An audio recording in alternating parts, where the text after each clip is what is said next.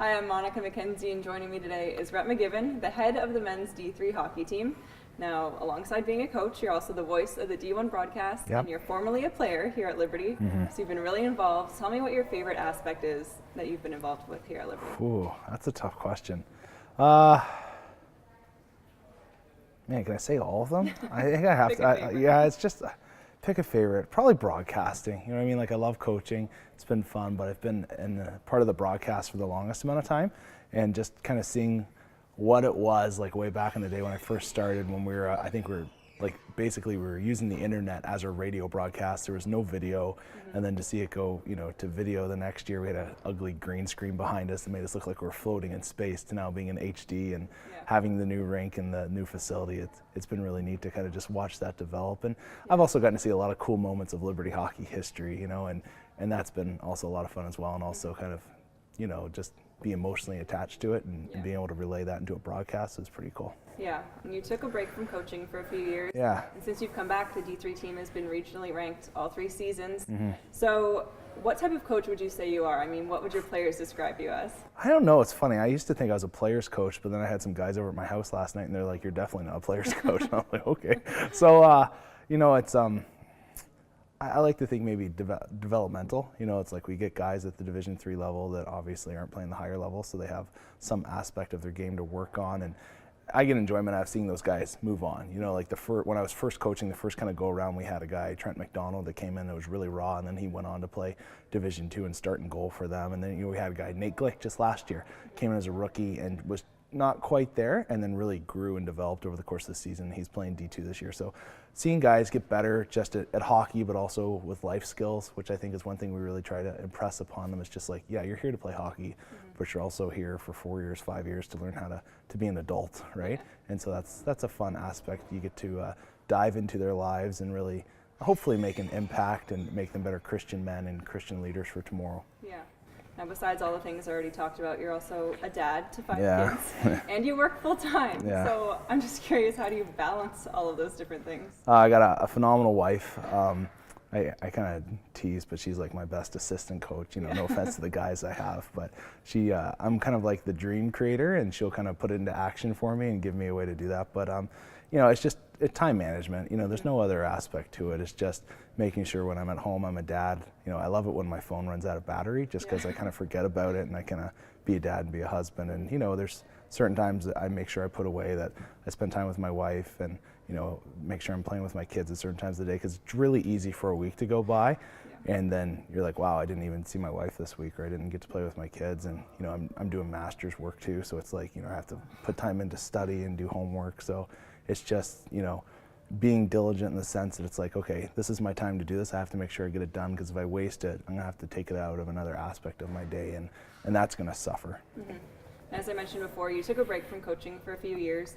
So when you came back after that break, how had you changed as a coach, and how has that sort of made you a little bit better?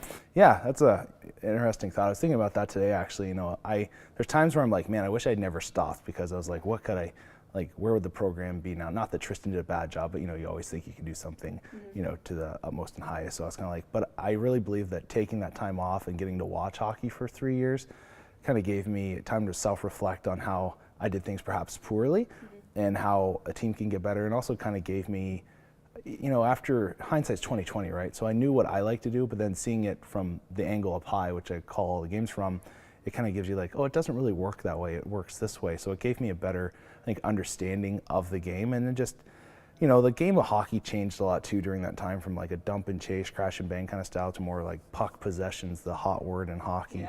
And so I kind of did some research, and I read a couple books, read one about Mike Babcock and just how he approaches the game, which was really, you know, I don't know if he's a believer, but he has a really high set of morals that he keeps his players to and himself to. And I thought that was really fascinating, like how a lot of NHL guys probably are doing the same thing, you know, and it's almost like walking the Christian faith and doing everything to the absolute best you can do it. So I think I got better in that sense. I got a lot more organized. That's another thing, So. Talking about your D3 program overall, where do you hope to see it in a few years?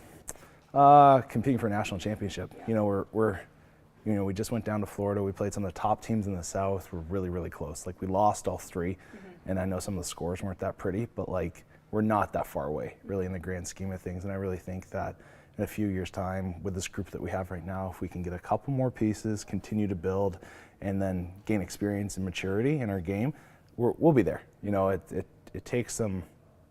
It depends on the guys, and also in us and as a coaching staff, kind of getting them to buy in what it takes to be a championship winning player. Because you see hockey players nowadays, you kind of get in your head like, you know, they all think of the game's a lot about skill and hands and who can make the sweetest deke, but it's really, you see the top end teams, it's not like that. You know, it's just who plays the best as a system, who's most willing to kind of give up the glory of a sweet move and drive it wide and make something happen off a low shot, just a simple play.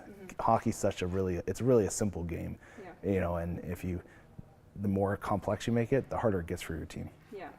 Now looking back through all your Liberty hockey memories, from when you were playing up until now, specifically, what's been your favorite memory? Favorite memory? Oh, I have two that come to mind.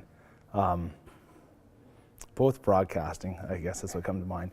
One was in the early goings, I'm not sure if D1 was D1 or if they were D2 at the time, but they were playing against Davenport. And Davenport, I believe, was up like 6-4 with like 2 or 3 minutes left.